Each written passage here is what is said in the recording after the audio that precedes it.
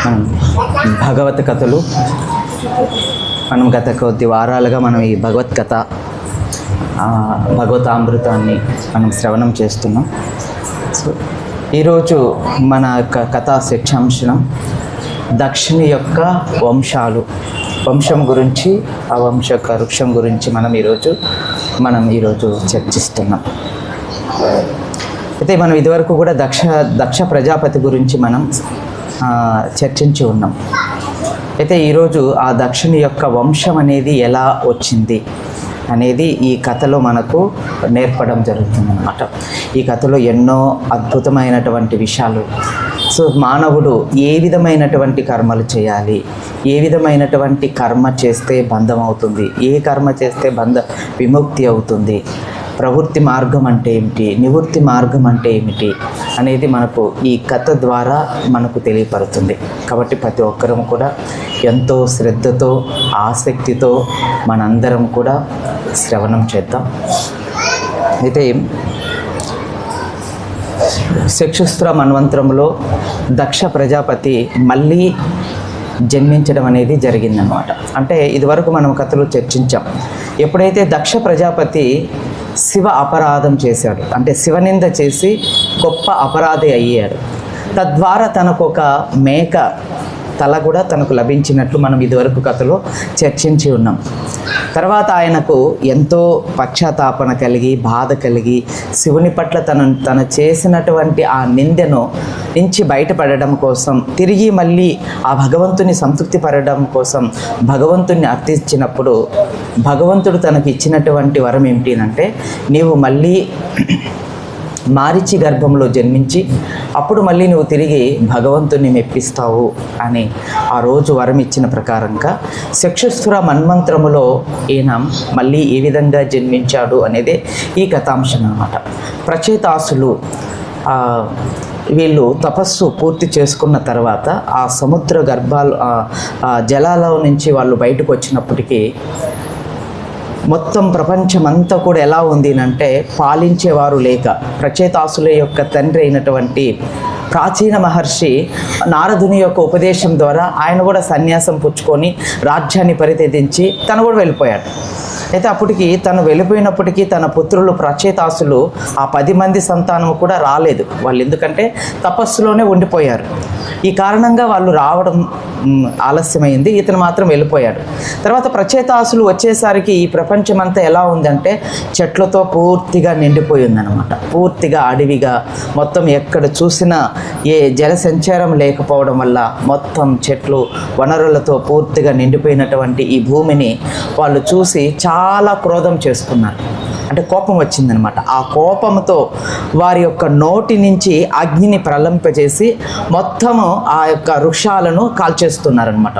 వనరులన్నింటినీ కూడా దగ్ధం చేసేస్తున్నారనమాట వాళ్ళు. అయితే దగ్ధం చేస్తున్నటువంటి దృశ్యాన్ని చూసినటువంటి చంద్రుడు వెంటనే ఆ ప్రదేశానికి వచ్చి ప్రచేతాసులను ఓదార్చాడు. అంటే వాళ్ళని శాంతపరుస్తూ, ప్రచేతాసులారా మీరు ఎంతో గొప్ప తపస్సును ఆచరించారు, కానీ ఇంత కోపము మీకు తగదు, మీరు శాంతగించండి. ఎందుకంటే వనరులు అనేటివి మానవ జీవితానికి, మానవులకు చాలా చాలా ప్రధానమైనటువంటివి. ఎంతమందికి తెలుసు ఈరోజు ఆ విషయం? మనకు వనరులు అనేటివి ఎంత ప్రధానం అనేది మనకు ఎంతమందికి తెలుసు? కానీ శ్రీమద్ భాగవతంలో ముందే చెప్పబడింది అనమాట, ఈ వనరులను మనం కాపాడుకోవాలి అన్న విషయం అక్కడే చెప్పబడింది అనమాట. అందుకని ప్రచేతాసులకు చంద్రుడు చెప్తూ ఉన్నాడు అనమాట, మీరు శాంతగించండి. ఎందుకంటే ఈ వనరులు ఉండడం వల్లనే సమస్త జీవులు కూడా ఆనందిస్తాయి. ఎందుకంటే చంద్రుడు ఔషధపతిగా పిలువబడుతూ ఉన్నాడు. కాబట్టి ఈ విధంగా చంద్రుడు ప్రచేతాసులకు ఉపదేశం చేయడమే కాకుండా వారికి ఆనందాన్ని కూడా పరుస్తున్నాడు అనమాట. ఏ విధంగా అంటే మారిచ అనే తన పుత్రికను, అంటే కండు మహర్షికి అశ్వరస్సుకు కలిగినటువంటి సంతానమైనటువంటి మారిచను ఇప్పుడు చంద్రుడు ఆ మారిచను ప్రచేతాసులకు ఇచ్చి వివాహం చేశారు. అందుకని మారిచను ఆ విధంగా కండు మహర్షి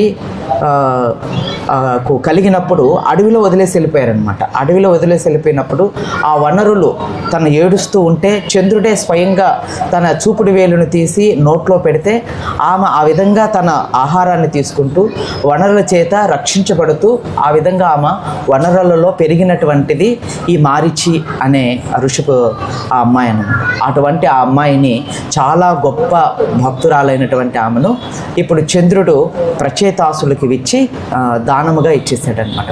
ప్రచేతాసులు కూడా ఆ అమ్మాయిని స్వీకరించి 10 మందికి కలిపి ఒకే భార్య అనమాట. ప్రచేతాసులు 10 మంది వాళ్ళు ఎంతో సంతోషించిన వారై ఆమె ద్వారా ఒక సంతానాన్ని పొందారనమాట. ఆయనే దక్ష ప్రజాపతి. మళ్ళీ ఇప్పుడు మారిచి గర్భంలో ఆ రోజు వరం ఇచ్చాడు కదా, నువ్వు మళ్ళీ మారిచి గర్భంలో జన్మిస్తావు, జన్మించి మళ్ళీ ఈ ప్రజా సృష్టిని కొనసాగిస్తావు. ఈ విధంగా ఆ నారాయణునికి సంతృప్తిపరిచి, ఎందుకంటే పూర్వజన్మలో ఆయన శివ అపరాధం చేశారు, అందువల్ల భగవంతుడు తన పట్ల ఎటువంటి సంతృప్తి పొందలేదు. కనుక ఇప్పుడు మళ్ళీ ఈ దక్షుడు ఎప్పుడైతే మారిచి గర్భంలో జన్మించాడో, మారిచి గర్భంలో పుట్టిన తర్వాత ఆయన దీర్ఘకాలం తపస్సును ఆచరించాడు. తపస్సును ఆచరించి అంశగృహ అనే ఒక సూత్రం చేస్తూ భగవంతుణ్ణి మెప్పించాడనమాట. ఆయన ఎంతో కాలం దీర్ఘకాలం భగవంతుణ్ణి సంతృప్తిపరిచాడు ఈ యొక్క సూత్రం చేత. ఒకరోజు భగవంతుడు ఆయన సూత్రంతో సంతృప్తి పొందినటువంటి ఆ స్వామి గరుడు వాహనం పైన తన ముందుకొచ్చి దర్శనమిచ్చాడనమాట. దక్ష ప్రజాపతి ఎంతగానో సంతోషించిన వాడై ఆయనకు అనేక విధాలుగా స్తుతి చేసి భగవంతునికి సాష్టాంగ ప్రణామాలను అర్పించి దక్షుడు ఆ భగవంతుని చూసి ఎంతో ఆనందంతో పొంగిపోయాడనమాట. భగవంతుడు కూడా దక్షుని చూసి ఎంతో ఆనందంతో పొంగిపోయాడు ఆయన కూడా. ఎందుకంటే ఆయన ఎంతగానో భగవంతుని స్తుతించాడు, భక్తి శ్రద్ధలతో ఆ సూత్రం చేస్తూ భగవంతుని సంతృప్తిపరిచాడు. అందుకని ఇక్కడ భగవంతుడు సంతోషించినటువంటి భగవంతుడు ఇప్పుడు దక్షునికి వరం ఇస్తున్నాడు అనమాట. ఏంటి దక్షునికి ఉన్నటువంటి కోరిక అనంటే ప్రజా సృష్టి చెయ్యాలి. ఆ కోరిక అనేది పోలేదన్నమాట, ఆ కోరిక అలానే ఉంది. కనుక ఇప్పుడు భగవంతుడు ఆ దక్షుని పట్ల ఎంతో సంతోషించిన వాడై తనకు మంచి అనుగ్రహాన్ని, తన యొక్క సంపూర్ణ అనుగ్రహాన్ని ఇచ్చి, అంతేకాకుండా ఆయనకు ఆసక్తిని అనే ఒక అమ్మాయిని కూడా బహుమతిగా ఇచ్చాడు ఇప్పుడు భగవంతుడు. ఈమె ద్వారా నీవు ఈ ప్రజా సృష్టి చేయవచ్చు. ఎందుకంటే ఆమె చాలామంది సంతానాన్ని ఇవ్వగలిగినటువంటి శక్తి సామర్థ్యాలు కలిగినటువంటి అమ్మాయి. కాబట్టి నీవు ఆ అమ్మాయిని వివాహం చేసుకో అని చెప్పి భగవంతుడు సాక్షాత్తు ఆ నారాయణుడు గరుడు వాహనం పైన దక్షునితో ఎంతోగానో దక్షుని చూసి సంతోషించిన ఆ భగవంతుడు ఆ అమ్మాయిని బహుమతిగా ఇచ్చినటువంటి వాడై అక్కడి నుంచి ఆయన భగవంతుడు వెళ్ళిపోయినట్లు భాగవతం చెప్తుంది. ఆ తర్వాత ఆ పిమ్మట దక్ష ప్రజాపతి తన వివాహానంతరం ఆయన తన జీవనాన్ని కొనసాగిస్తూ కొంతకాలం పిమ్మట ఆయన 10,000 మంది సంతానాన్ని అభివృద్ధి చేశాడనమాట. అందుకని దక్ష అంటే అర్థం ఏమిటంటే దక్షత కలిగినటువంటి వాడు, అంటే సమస్త సృష్టిని అంటే సంతానాన్ని ఉత్పత్తి చేయడంలో దక్షత కలిగి ఉన్నటువంటి వాడు అనమాట. అందువల్ల ఆయనకు దక్ష ప్రజాపతి అని పేరు వచ్చింది. కాబట్టి 10,000 మందిని సంతానాన్ని ఆయన ఆమె ద్వారా కనడం జరిగింది. అయితే వీళ్ళు ఈ 10,000 మంది కూడా సింధు నది పక్కన ఉన్నటువంటి నారాయణ అనే సరోవరంలో వాళ్ళు తపస్సు చేయడానికి వెళ్ళిపోయారు. అక్కడ ఎంతో దీర్ఘకాలం తపస్సును ఆచరించి ఆ నారాయణ సరోవరంలో వాళ్ళు ఆ జలాలలో స్నానం చేసి ఆ ప్రాంతంలో వాళ్ళు ఎంతగానో భగవంతుని గురించి ధ్యానం చేసిన వారై దీర్ఘకాలం పూర్తి అయిన తర్వాత తిరిగి వాళ్ళు తన తండ్రి చెప్పినట్లుగా ఈ సృష్టి కార్యంలో నిమగ్నం అవ్వడానికి వస్తున్నటువంటి సమయంలో అక్కడికి ఒక మహాత్ముడు వచ్చాడనమాట. ఎవరు ఆయన అంటే నారదముని. ఆ నారద మహర్షి అక్కడికి వచ్చారనమాట. ఈ యొక్క దక్షిణ యొక్క తనయులు 10,000 మంది నారదమునిని చూసి వాళ్ళు సాష్టాంగ ప్రణామాలు అర్పించి నారదమునితో వాళ్ళు చాలా సంతోషించారనమాట నారదముని చూసి. నారదముని కూడా వారిని చూసి వాళ్ళ యొక్క తపస్సును చూసి ఎంతగానో సంతోషించి నారదుడు అడుగుతున్నాడనమాట, పుత్రులారా, దక్షపుత్రులారా, మీరందరూ ఎంతో కాలం దీర్ఘకాలం తపస్సును ఆచరించి ఇప్పుడు మీరు ఏం చేయడానికి వెళ్తున్నారు, ఎక్కడికి వెళ్తున్నారు, దేనికోసం వెళ్తున్నారు అని నారదముని వారితో అడగడం జరిగింది.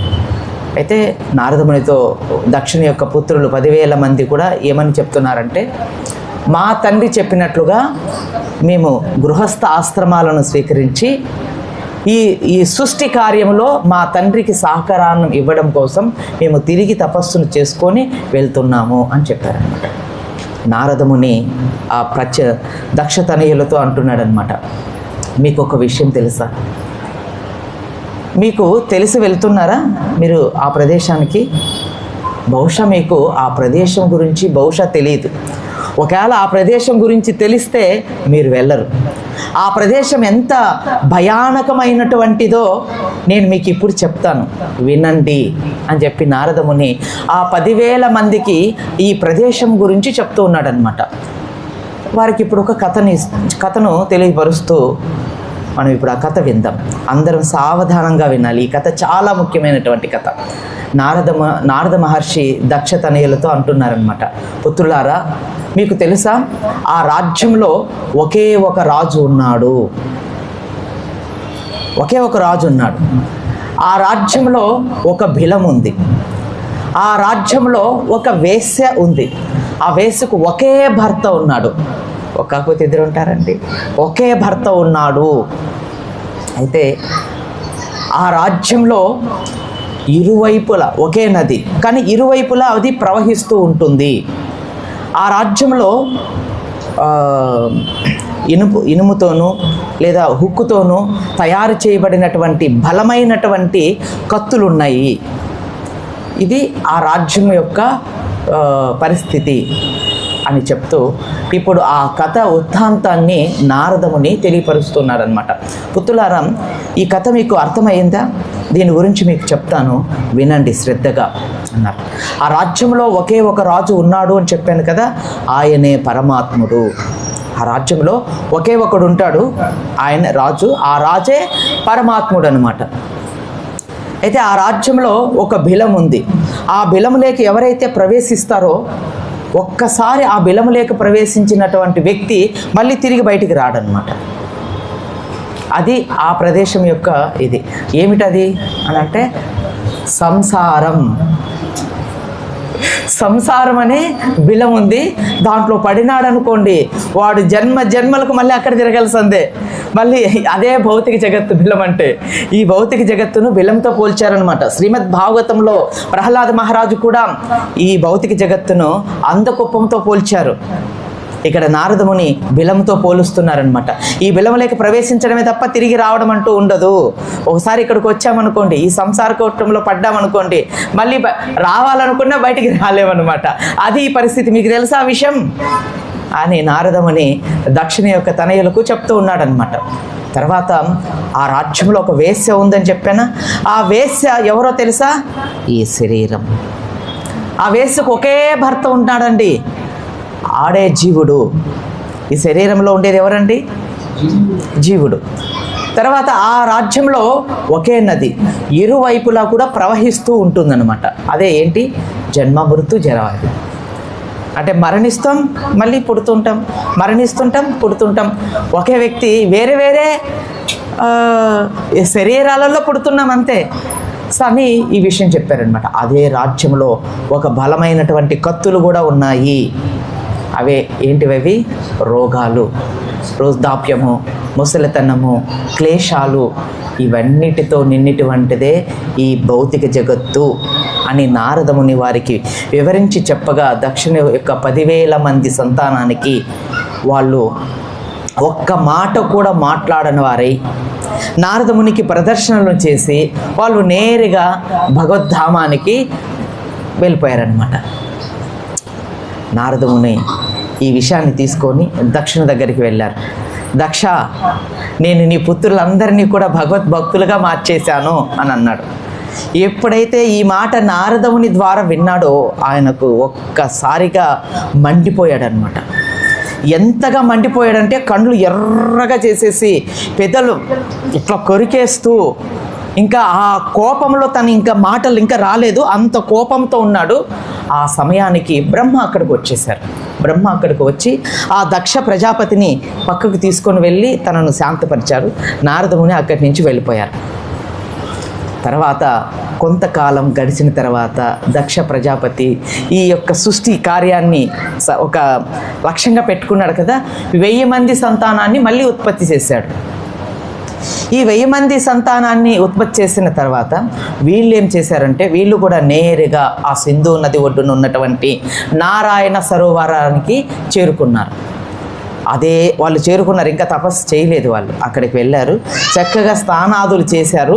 నారదముని అక్కడికి వచ్చారు. ఏం దక్షపుత్రులారా, ఏం చేయడానికి మీరు ఇక్కడికి వచ్చారు అన్నారు. తపస్సును ఆచరించడానికి అన్నారు. నారదముని ఏమన్నారంటే, మీ సోదరుల గురించి విన్నారా మీరు? విన్నాం. మరి మీరెందుకు ఇక్కడికి వచ్చారు? వాళ్ళు ఇంకా వీరికి ఎటువంటి కథనో చెప్పలేదు. వీళ్ళు కూడా నారదమునికి ఒక్కసారిగా ప్రణామం చేసి ముమ్మార్లు ప్రదర్శన చేసి వాళ్ళు కూడా నేరుగా భగవంతుని చేరుకోవడానికి నివృత్తి మార్గంలో వెళ్ళిపోయారనమాట. వాళ్ళు కూడా ప్రవృత్తి మార్గాన్ని వదిలిపెట్టి నివృత్తి మార్గంలో ఆ 1000 మంది కూడా వెళ్ళిపోయారు. తర్వాత ఎంతకాలం అయ్యేసరికి తన పుత్రులు తిరిగి రావడం లేదు. ఏమయ్యింది అని దక్ష ప్రజాపతి విషయాన్ని తెలుసుకుంటే నారదముని బ్రహ్మచారులను చేసేసి ప్రవృత్తి మార్గం నుంచి నివృత్తి మార్గంలోకి పంపించేశాడు అన్న విషయం తెలిసిన తర్వాత ప్రతి ఒక్క గృహస్థుకు కూడా ఎంత బాధ ఉంటుందో ఇప్పుడు దక్షుడికి కూడా అంత బాధ కలుగుతూ, ఓరి మూర్ఖుడా నారద, జీవితం విలువ తెలియనటువంటి అనర్హుడా, నీకు గృహస్థుల యొక్క బాధ ఏం తెలుసు? సంతానాన్ని కన్న వాళ్ళకి తెలుస్తుంది, నీకేం తెలుసు? బ్రహ్మచారివి టింగ్ టింగ్ టింగ్ టింగ్ నువ్వు వాయించుకుంటూ వీధులు వెంబడి తిరిగే జీవితం విలువ తెలియనటువంటి నీలాంటి మూర్ఖుడికి ఏం తెలుసు అని కోపముతో మండిపోయి కండ్లెర చేసి వెంటనే తను ఒక శాపం ఇచ్చాడనమాట. నీకు ఈ విశ్వంలోనే ఎక్కడ ఉండడానికి ఎటువంటి స్థానము లేకుండా పోవుగాక అని శపించేశాడనమాట నారదముని.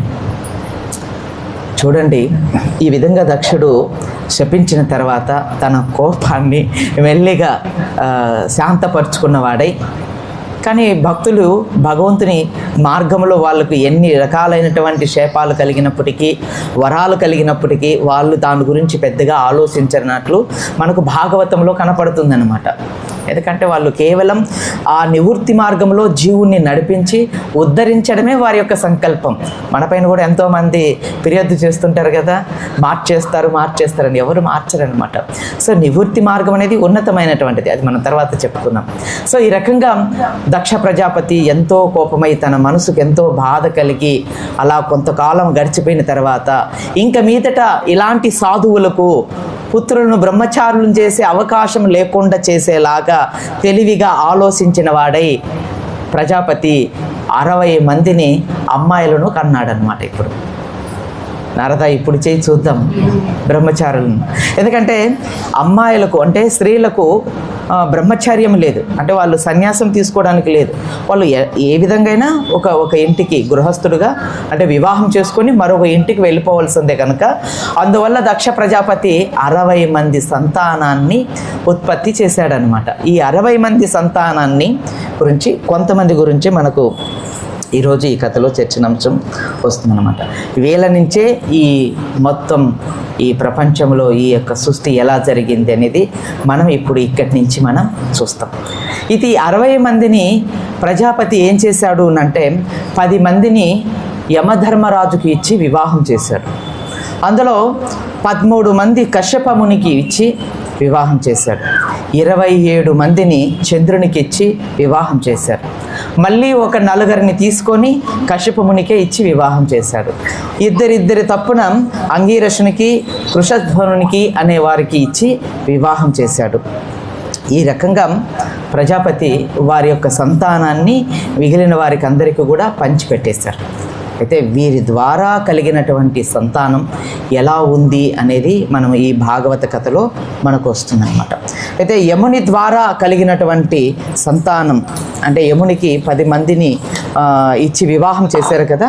ఆ 10 మంది ఎవరు అంటే భాను, లభ, కుకుద, యమి, విశ్వ, సాధ్య, మారుతత్వి, వసు, ముహూర్త, సంకల్ప అనే ఈ అమ్మాయిలను యమరాజుకి ఇచ్చి వివాహం చేశారు. అయితే ఇప్పుడు భానుకు కలిగినటువంటి సంతానమే ఆమెకు దేవభృతుడు అనే పుత్రుడు, ఒకే పుత్రుడు జన్మించాడు. అతని ద్వారా ఇంద్రసేనుడు అనే పుత్రుడు జన్మించాడనమాట. తర్వాత లభ అనే అమ్మాయి ద్వారా విజోత్ముడు అనే పుత్రుడు జన్మించాడు. అతడే ఈ మేఘాలన్నింటినీ కూడా సృష్టించేవాడు. తర్వాత మారుత్వతి గర్భంలో జన్మించినటువంటి వారు ఎవరు అంటే మారుతులు. అంటే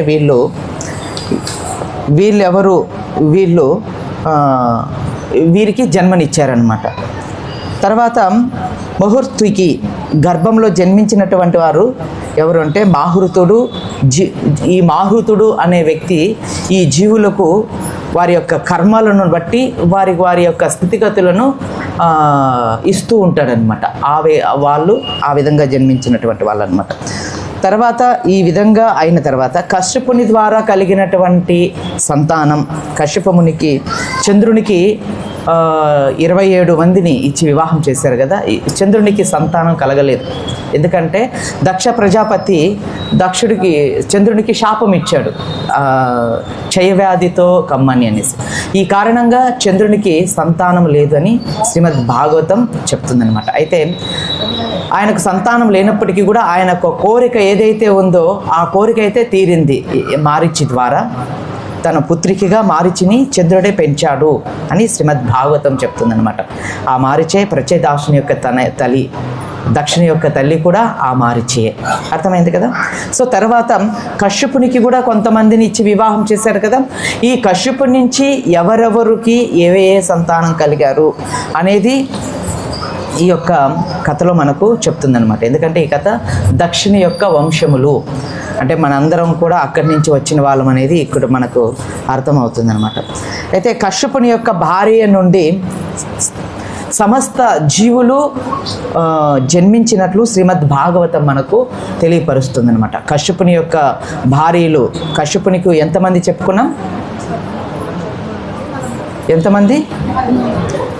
17 మంది. కశ్యపునికి మొదట 13 మంది, తర్వాత మళ్ళీ ఒక 4 మళ్ళీ ఆయనకే ఇచ్చి వివాహం చేశారు. కాబట్టి మొత్తం 17 మందిని ఆ కశ్యపముని వివాహం చేసుకున్నాడు. అయితే వారి సంతానం ద్వారానే ఈ సమస్త జీవులన్నీ కూడా ఏర్పడ్డాయి అనేది శ్రీమద్ భాగవతం మనకు తెలుస్తుంది. దాంట్లో కొందరి విషయాల గురించి మనం ఇప్పుడు చర్చించుకునే ప్రయత్నం చేద్దాం. సురూపి నుంచి గిట్టల ద్వారా గోవులు, ఈ జాతి జంతువులు జన్మించడం అనేది జరిగింది అని శ్రీమద్ భాగవతం మనకు చెప్తుందన్నమాట. సో తర్వాత కశ్యపుని యొక్క మరొక భార్య అయినటువంటి త్రమ గర్భంలో గద్దలు, రాబంధువులు ఇలాంటివి అన్నీ కూడా జన్మించినట్లు మనకు శ్రీమద్ భాగవతం చెప్తుందన్నమాట. కశ్యపుని పులోమ, కలక అనే 2 భార్యల ద్వారా కాలకేయులు అనే వ్యక్తులు జన్మించారనమాట. వీళ్ళే 60,000 మంది సంతానం. వీళ్ళని మహాభారతంలో వస్తారు వీళ్ళ గురించి. ఈ యొక్క కాలకేయులు 60,000 మందిని అర్జునుడు సంహరించాడు. అలా వారిని సంహరించి అర్జునుడు స్వర్గానికి వెళ్ళి ఆ యొక్క స్వర్గ సింహాసనంలో ఇంద్ర సింహాసనంలో కూర్చున్నట్లు మనకు మహాభారతంలో చెప్తుందనమాట. మనం మహాభారత కథ చెప్పుకున్నప్పుడు ఈ కాలకేయుల గురించి మనం చర్చించుకున్నాం. వాళ్ళకు నివాస కవచులు అని కూడా వారిని పిలుస్తారనమాట. ఈ విధంగా 3 కోట్ల మంది, ఒకరు కాదు, 2 కాదు, 3 కోట్ల మంది అన్నమాట ఈ నివాస కవచులు ఈ యొక్క 60,000 మంది సంతానం నుంచి వచ్చినటువంటి వాళ్ళు. వీళ్ళే మహాభారతంలో దాని గురించి అరణ్య పర్వం అనే దాంట్లో చాలా వివరణగా వస్తుందన్నమాట. మనం మహాభారత కథ చర్చించుకున్నప్పుడు మనం వీళ్ళ గురించి మనం చర్చిద్దాం. సో వీళ్ళు అందరూ కూడా కశ్యపునికి కలిగినటువంటి సంతానమే.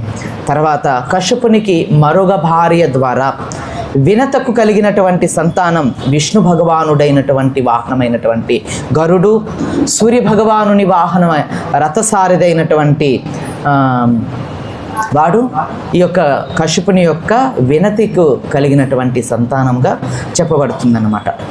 తర్వాత కశ్యపునికి ఇంకా కొంతమంది భార్యలు ఉన్నారు కదా, వారి ద్వారా కలిగినటువంటి వారు ఎవరునంటే కృతుకు కలిగినటువంటి వారు నాగులు అంటే సర్పాలు, ఇవన్నీ కూడా ఆమెకు కలిగినటువంటి సంతానముగా చెప్పబడుతుందన్నమాట.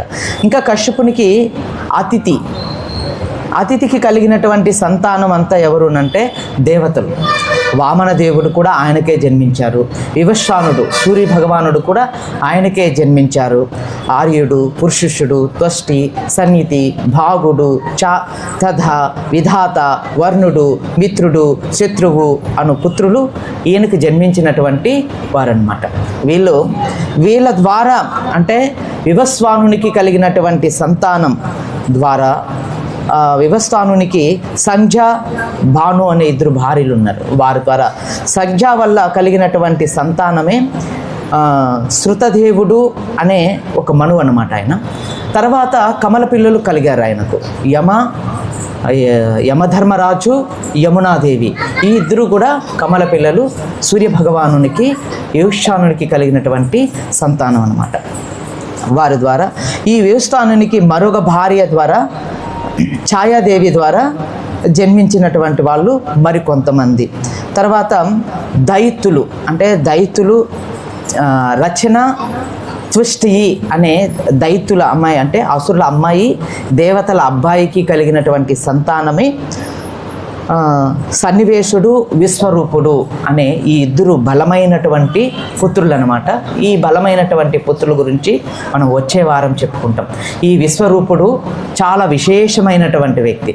ఈ విశ్వరూపుడు అసురులకు దేవతలకు కలిగి సంతానంగా పుట్టినప్పటికీ కూడా దేవతలకు ఆయన గురువుగా అయినట్లు మనకు శ్రీమద్ భాగవతం మనకు తెలియపడుతుందన్నమాట. ఈ విధంగా దక్షిణి ద్వారా ఈ జగత్తు అంటే ఈ విశ్వంలో ఎన్నో రకాలైనటువంటి జీవులన్నీ కూడా జీవ సృష్టి జరిగినట్లు శ్రీమద్ భాగవతంలో మనకి ఇచ్చినటువంటి వివరణ ప్రకారంగా మనం ఆ యొక్క దక్షిణ యొక్క వంశం గురించి మనం చెప్పుకున్నాం అన్నమాట. దేవతలు కానీ, అసురులు కానీ, సర్పాలు కానీ, క్రిమి కీటకాలు కానీ, అలానే జంతువులు కానీ, పక్షులు కానీ, ఇవన్నీ కూడా వృక్షాలు కానీ ఇవన్నీ కూడా కశ్యపుని యొక్క వంశం నుంచే వచ్చి ఉన్నాము. ఇది మనం ఈ యొక్క దక్షిణ యొక్క వంశము అనే శ్రీమద్ భాగవతంలో వస్తుంది. ఈ కథ ద్వారా మనం ఈ యొక్క జగత్ సృష్టి అంతా కూడా ఎలా జరిగిందనేది మనకు అర్థమవుతుంది. కాబట్టి మనం కోతుల నుంచి రాలేదు, అందరూ అర్థం చేసుకోండి. మనం ఎవరం కూడా కోతుల నుంచి రాలేదు. సో ఈ రకంగా ఈ జగత్ సృష్టి వారి యొక్క వంశం అన్నమాట. మనం ఇంకా రాబోయే అధ్యాయాలలో వెళ్ళేటప్పటికి మనం ఇంకా కొన్ని వంశాల గురించి, ఆ వంశం అంతా ఎలా జన్మించింది అనే దాని గురించి మనం చర్చిస్తాం. అందుకని ఇది ఆ యొక్క దక్షిణ యొక్క వంశం, ఆ వంశం ద్వారా ఇవందరూ కూడా జన్మించినట్లు శ్రీమద్ భాగవతంలో ఇచ్చినటువంటి ఆ వివరణను మాత్రమే మీకు అందించాను. వేరే వేరే వాటిల్లో కూడా ఇంకా కొన్ని వివరణలు ఇచ్చి ఉన్నారు. కానీ మనం భాగవతం నుంచే మనం చర్చిస్తున్నటువంటి ఈ కథాంశానికి ఈ విధంగా దక్షిణ యొక్క వంశం అనేది వచ్చింది అనేది మనం అర్థం చేసుకోవాలి. అయితే ముఖ్యంగా ఈ కథలో మనం నేర్చుకోవలసినటువంటి విషయం 2 విషయాలు ఉన్నాయి. ఏంటివి?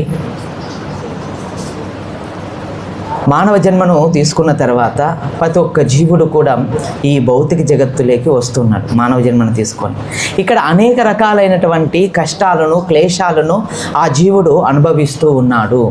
అయితే నారదముని ఉపదేశం చేసినట్లుగా ప్రవృత్తి మార్గము అలానే నివృత్తి మార్గము అని 2 రకాల మార్గాలను నారదముని ఉపదేశం చేశారు.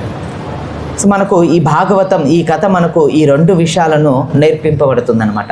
ఎందుకంటే ప్రవృత్తి మార్గం ద్వారా జీవుడు మళ్ళీ ఈ భౌతిక జగత్తులోకి రావడం, అనేక రకాలైనటువంటి కష్టాలను తీసుకోవడం, భగవంతుణ్ణి మర్చిపోవడం. అన్నిటికంటే ఈ భౌతిక జగత్తులో ప్రమాదం ఏమిటంటే భగవంతుణ్ణి మర్చిపోవడం అనేది జీవుడు చేస్తాడనమాట. అందువల్ల ప్రవృత్తి మార్గంలో ఈ జీవుడు ఈ భౌతిక జగత్తులో ఉన్నట్లయితే భగవంతుని మర్చిపోవడానికి ఎక్కువగా అవకాశం ఉంటుంది. నివృత్తి మార్గం ఏమిటి అంటే ఈ యొక్క భౌతిక సంబంధమైనటువంటి విషయాలను పరిత్యజించి కృష్ణ సంబంధమైనటువంటి విషయాల పట్ల ఆసక్తి కలిగి ఉండడం. అంటే కృష్ణేంద్రియ ప్రీతి, ఆత్మేంద్రియ ప్రీతి. అంటే రెండు రకాలుగా మనం పనిచేస్తుంటాడు జీవుడు. ఒకటి కృష్ణుని కోసం ఆనందపరచడం కోసం కృష్ణేంద్రియ ప్రీతి, అంటే శ్రీకృష్ణ భగవాను యొక్క ఇంద్రియాలను సంతృప్తిపరచడం అనేది ఒకటి. మరొక మార్గం ఏమిటి అంటే ఆత్మేంద్రియ ప్రీతి, అంటే తన సొంత ఇంద్రియాలను సంతృప్తిపరచుకోవడం కోసం చేసేది ఆత్మేంద్రియ ప్రీతి. అయితే ఈ కథ విన్నాక మనకు అర్థం కావాల్సింది ఆత్మేంద్రియ ప్రీతిగా మనం తయారవ్వాలా లేదా కృష్ణేంద్రియ ప్రీతిగా మనం తయారవ్వాలా అనేది మనం తెలుసుకోవాలి. ఎందుకనంటే శ్రీమద్ భాగవతం మనకు నేర్పించేది ఏమిటి అంటే భగవంతుని పట్ల అనన్య భక్తిని మనకు నేర్పిస్తుంది. ఇప్పుడు మనం ఈ కథలో దక్షునికి చూద్దాం. దక్షుడు ఏ కారణం వల్ల ఈ జగత్ సృష్టి చేయమన్నారు? తన తండ్రి అయినటువంటి బ్రహ్మ ఈ సృష్టి చేయమని, సృష్టి కార్యం చేయమని బ్రహ్మే తనకు ఉపదేశం చేశాడు. కానీ బ్రహ్మతనయుడైనటువంటి నారదుడు కూడా నివృత్తి మార్గాన్ని ఉపదేశం చేశాడు. ఇద్దరు కూడా చేసేది భగవంతుని కోసమే. ఇక్కడ దక్షుడు చేసేది కూడా భగవంతుని కోసమే, అక్కడ నారదముని చేసేది కూడా భగవంతుని కోసమే. ఇది ఎట్లా అంటే దక్షుడు చేస్తున్నటువంటి ప్రవృత్తి మార్గం ఏమిటి అంటే జీవులను ఈ భౌతిక జగత్తులోకి తీసుకొస్తున్నాడు.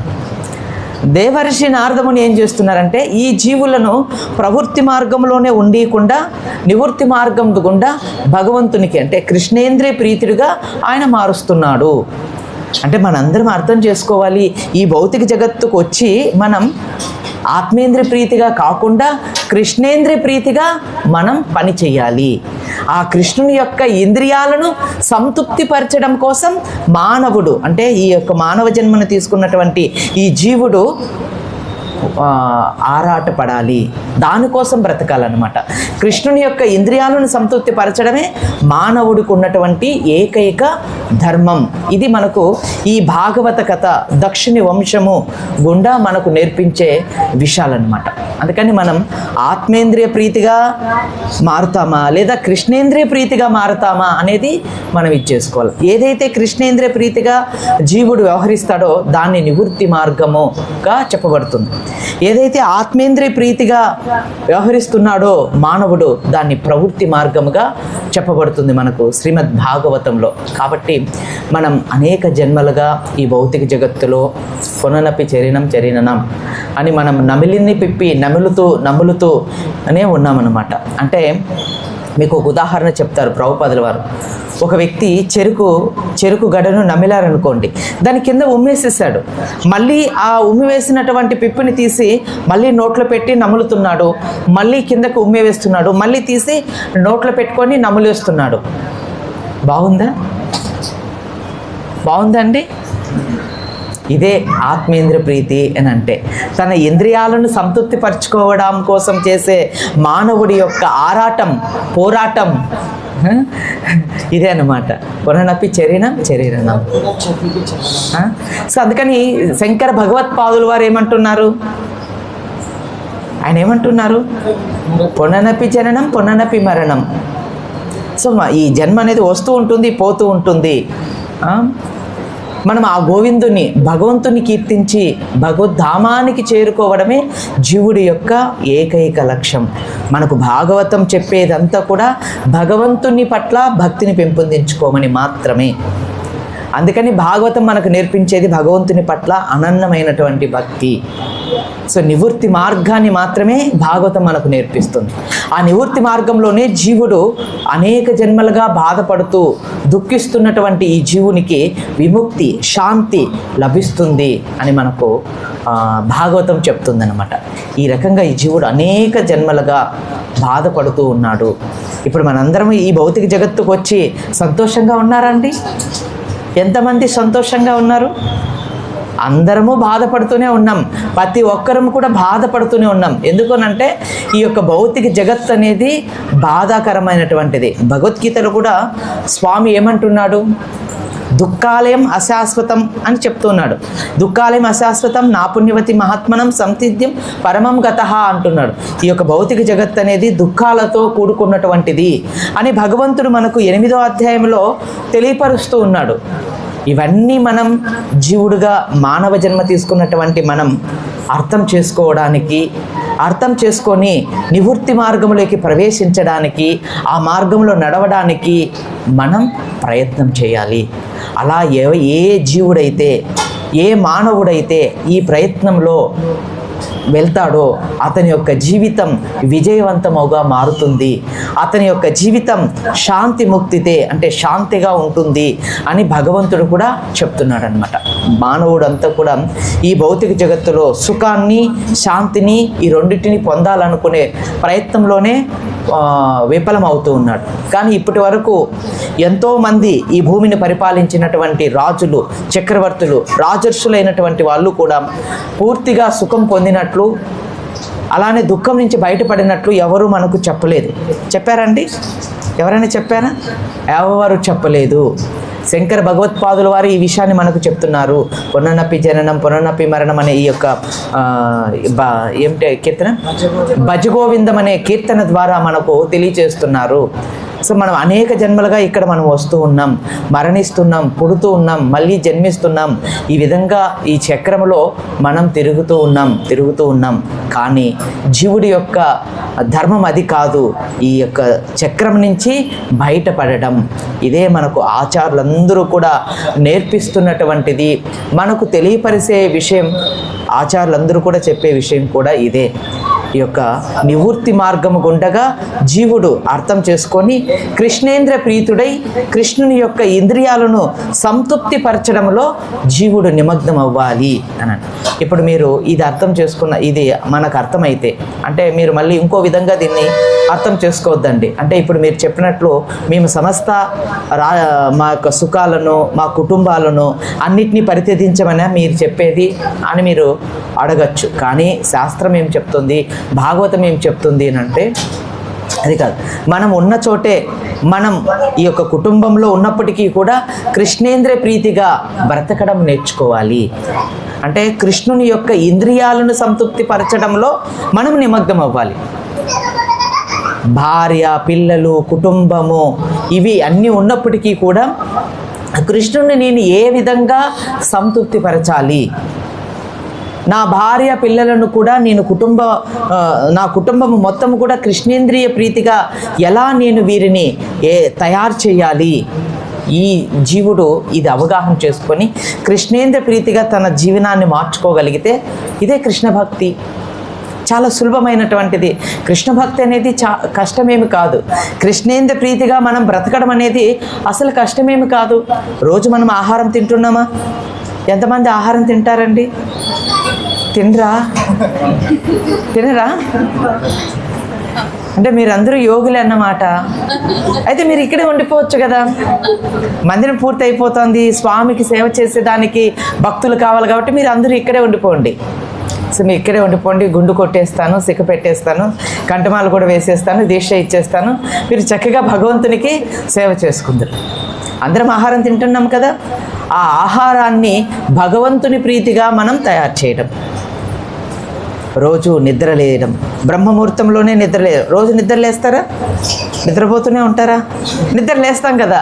బ్రహ్మముహూర్తంలోనే కొంచెం ముందే నిద్రలేయడం. మనం తెచ్చుకునే ప్రతి ఒక్క పదార్థాలు కూడా, ధాన్యాలు కూడా కృష్ణ ప్రీతార్థంగా తీసుకొచ్చుకోవడం. ఏదైనా సరే అది కృష్ణు కోసమే తెచ్చుకోవడం, మన భావన మార్చుకుంటే చాలు, అదే కృష్ణేంద్రియ ప్రీతి. ఇప్పుడు చూడండి, మనం రోజు మంచిగా స్వామికి రకరకాలైనటువంటి ఆహార పదార్థాలను తయారు చేసి నైవేద్యంగా స్వామికి అర్పిస్తాం. కానీ అర్పించిన తర్వాత ఆ ఆహారాన్ని ఎవరు తీసుకుంటున్నాం? ప్రసాద రూపంలో మనమే తింటున్నాం.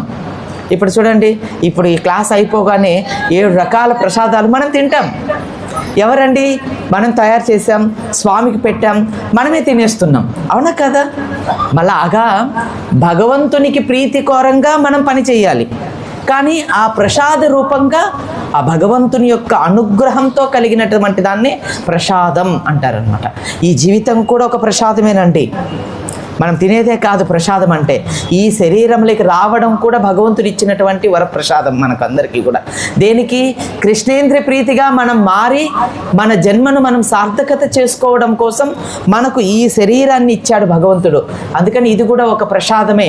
ఈ ప్రసాదాన్ని నువ్వు వేరే విధంగా ఉపయోగించుకుంటే బాధను అనుభవిస్తావు, లేదా కృష్ణ ప్రీతిగా దీన్ని ఉపయోగిస్తే, కృష్ణ కోసం ఉపయోగిస్తే ఆనందాన్ని పొందుతావు. ఇదే మనం ఈ కథ ద్వారా మనం తెలుసుకోవాల్సింది. కాబట్టి ఈ జగత్ సృష్టి అంతా కూడా భగవంతుడి నుంచే వచ్చింది అనేది మనం అర్థం చేసుకోవాలి. ఈ సృష్టి ఏదేమైనప్పటికీ కూడా ఈ సృష్టిలో ఈ యొక్క నివృత్తి మార్గం ద్వారా జీవుడు ఉద్ధరించబడడానికి ఒకే ఆ మార్గం ఉంది. ఆ మార్గాన్ని దేవర్షి నారదముని దక్షిణ యొక్క పుత్రులకు కూడా ఉపదేశం చేశారు. 11,000 మందికి ఉపదేశం చేసి ఆ 11,000 మంది కూడా తిరిగి వాళ్ళు భగవద్ధామాన్ని చేరుకొని వాళ్ళు హాయిగా వారి జన్మను వారు సార్థకత చేసుకున్నారనమాట. ఆ విధంగా నివృత్తి మార్గము, ప్రవృత్తి మార్గము అని 2 మార్గాలు ఉంటాయి. మీరే ఈ మార్గాలను నిర్ణయించుకోవాలి. నివృత్తి మార్గంలో వెళ్తారా, లేదా ప్రవృత్తి మార్గంలోకి వెళ్తారా, లేదా కృష్ణేంద్ర ప్రీతిగా మారుతారా, లేదా ఆత్మేంద్ర ప్రీతిగా మీరు మారుతారా అనేది మీకే ఈ విషయాన్ని వదిలిపెట్టేస్తున్నాను అనమాట. మీరు కృష్ణుని యొక్క ఇంద్రియాలను సంతృప్తిపరచడానికి కృష్ణేంద్ర ప్రీతులుగా అవుతారా, లేదా మీ ఇంద్రియాల కోసమే ఇక్కడ పని చేస్తారా అనేది మనమే ఆలోచించుకోవాలి. దేనికైతే మనం ఆలోచిస్తామో ఆ మార్గంలోనే మనం ప్రయాణించేదానికి అవకాశం ఉంటుంది. కాకపోతే ఇక్కడ 2 మార్గాలు కూడా మనకు అవకాశాన్ని కల్పిస్తున్నదని శ్రీమద్ భాగవతం మనకు చెప్తుంది. నివృత్తి మార్గం అనేది నారదముని మనకు ఉపదేశం చేసినటువంటి మార్గం, సర్వోత్కృష్టమైనటువంటి మార్గం, భగవంతుణ్ణి ఆనందపరిచేటువంటి మార్గం అన్నమాట. హరే కృష్ణ. జీవుణ్ణి ఉద్ధరించే మార్గమే నివృత్తి మార్గం. హరే కృష్ణ హరే కృష్ణ కృష్ణ కృష్ణ హరే హరే, హరే రామ రామ రామ